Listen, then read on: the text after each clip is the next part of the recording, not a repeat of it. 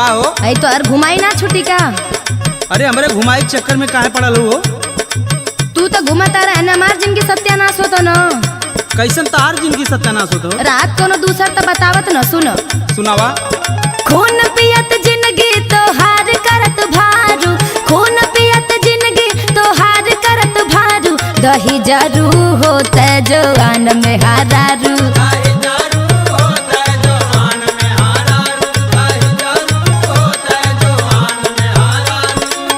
सुना, जोन रोज रोज लड़ेलू ना, हाँ तार ड्रामा बहुत बा।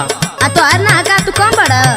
सुन मार बात। हाँ तो बोलो। करेलू ड्रामा बड़ू लड़ते उतारू, करेलू ड्रामा बड़ू लड़ते उतारू, कलूटा ले आई गोर में हारारू। हाँ तो समझ आ गई, तीनों में तारा दिखाइए बाबू।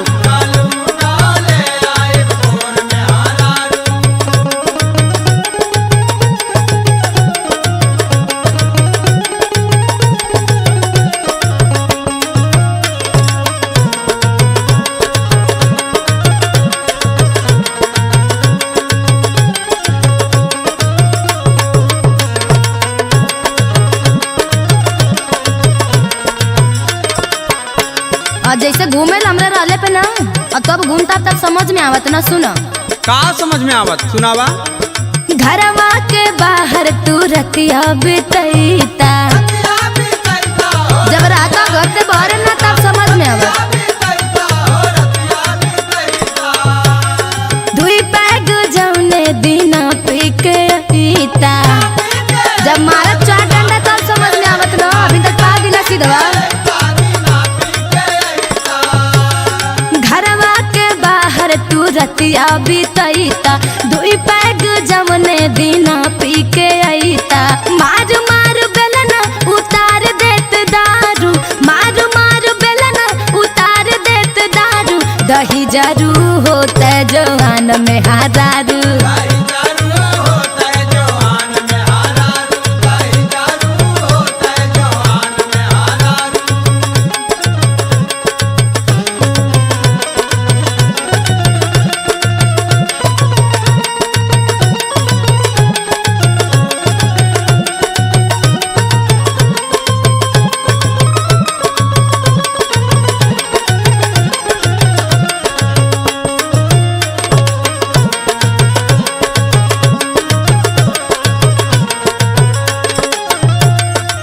तोके कौन सहूर बारे?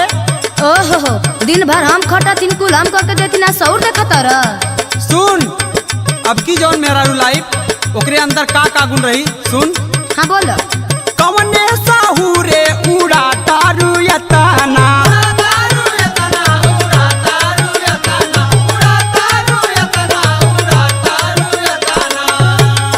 पैगा बनाई फराई करी चखना,